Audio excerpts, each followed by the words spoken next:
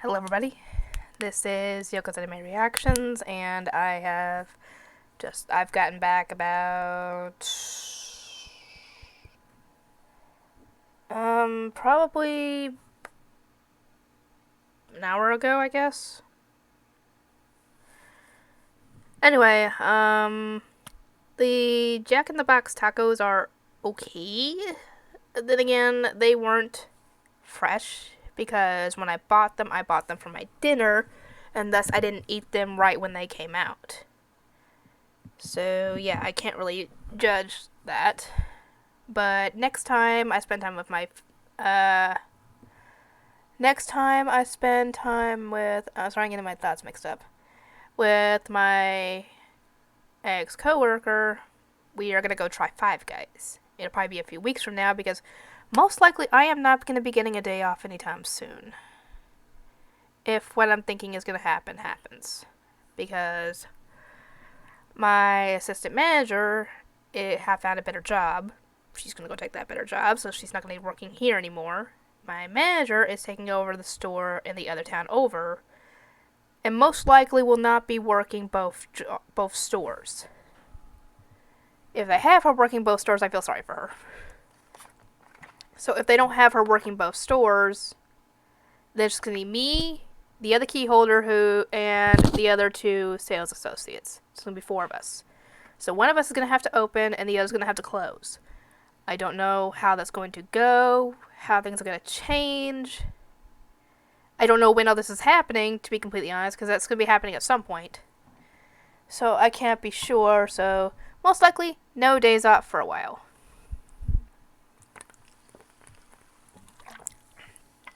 I mean, it works out because, I mean, even if I come in at like 7:30 in the morning, get all the paperwork done, get all the drawers counted, everything set up for that, and get all that ready before we open. Actually, that reminds me. When I go in tomorrow, I need to do one of the CBLs to be able to accept the truck. That way, if I do work when that truck shows up, I'll be able to get it. Okay. So, this is going to be my review for Dr. Stone, Season 2, Episodes 10 and 11. Season 2 is now done. Now we are just waiting for the Season 3. Because Episode 11 was the finale.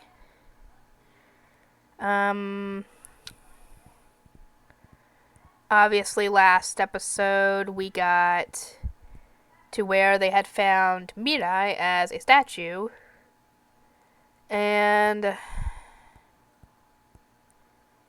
obviously Taiju had that whole issue thing again where he didn't want why he didn't get mad at everybody else for looking and just Senku, I don't know, but he got annoyed because, you know, the statue had no clothes on, and Senku made that same argument like nobody's going to care if those parts are hanging out, essentially. Nobody's going to care.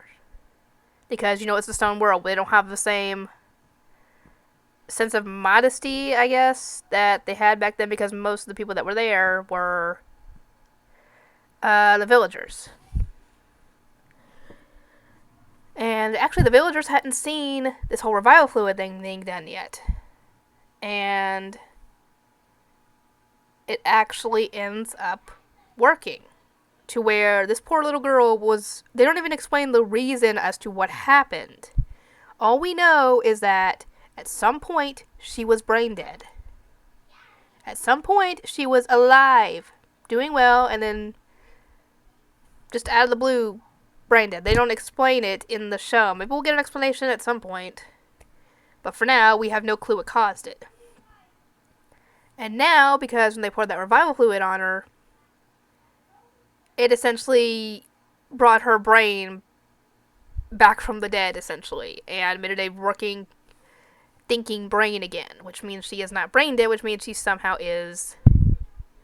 What I don't get, actually, it kind of makes sense.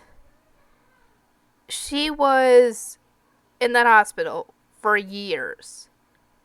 Her body didn't grow. I mean, it kind of makes sense if they thought she was brain dead. Then obviously the body wouldn't be growing. I don't know. Could somebody, explain that to me? Because she looks like she's still a little kid, even though she should still be. She should be maybe. I'm going to assume a few years younger than Tsukasa. So probably 12. But still, she looks like she's still a little kid. I could be wrong, though. If I'm wrong, let me know.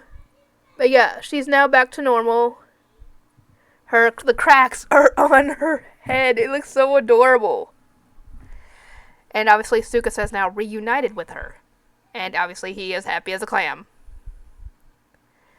And everybody is now getting along decently well.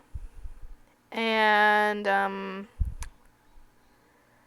yeah, they noticed that one of their sticks of dynamite, aka the nitroglycerin they made before, are missing. And they go and find out that, Homura, I had to think for a name for a second, is now missing. And the guy who was watching her, which was Magma's little sidekick, was knocked out. And as they realize this, there are explosions at the Miracle Cave. I don't know if the cave ends up being unsalvageable at this point, but this is a distraction, essentially. Or maybe they're trying to take out the cave and Tsukasa at the same time, because while this is going on, Hyuga attacks Tsukasa, and he attacks Mirai, knowing that Tsukasa would take that hit, because he just got his sister back. He is not going to let anything happen to her. And it turns out this is essentially a fatal wound because it got him in the lung, and there's no doctors around to fix that at this point. They actually end up putting a bunch of people back together, and that actually ends up working because they revive somebody, and it turned out to be a manga artist because he was freaking out that his deadline is now gone bye-bye. Oh, that sucks. I know that feeling.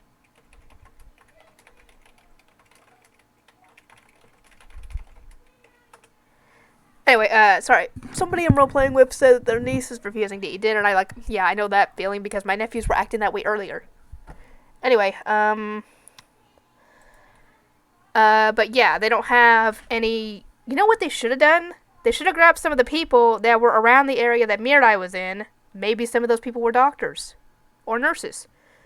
Something. Anybody with medical training. But no, they didn't. And now they have no way of fixing that injury, and yeah, Senku had to grab him from falling over the cliff, but he got knocked over as well. Hyuga goes after them. The others try to go find them. And now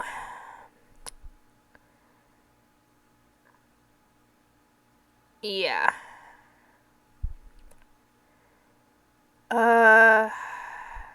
They actually end up going against Hyuga, and it turns out that somehow, when did Senku have time to do this? He put a vest on under his clothes that contained all those batteries from the phone that also not only protected him from harm when Hyuga tried to get him, but also gave him the power he needed to make essentially a stun gun. Stun gun. Not with the whole gun part, but just with the two wires that got him, essentially. But yeah, I don't know what the heck is going to happen because, obviously Senku's not going to let this guy die. Or let Tsukasa die. So he's going to try and find some way to help him. But even with Yuzuriha trying to close up the wound with a needle, that still doesn't heal the injury to the lung, which went through the lung, out the back of it, and out the back of, out Tsukasa's back, essentially. So, yeah. I don't know how they're going to do that, and how they're even going to do this, because, once somebody is dead, even when they're petrified, I don't think they can be brought back? I don't know. I don't know anymore. But Senku gets the idea to create a freezer to, I'm assuming, do something similar to cryogenic stasis, where you put them in there, it puts them in like a sleep state, and then when they get the petrification working or figure out how to do it or whatever, they use it on him, and then revive him with the revival fluid, and it would fix his injury. I think that's what they're going for. However, here's the kicker. As far as I know, they have no idea what caused the petrification. Only clue that they have is somehow they found out that this originated in South America. What, did Senku's father tell them in that recording? I don't know. As far as I know, we didn't hear that. Anyway, they decide to build a ship to head out in that direction, because, that kind of takes priority at this point, to try and, figure out what caused the petrification in the first place, reverse it, and then use it on Tsukasa.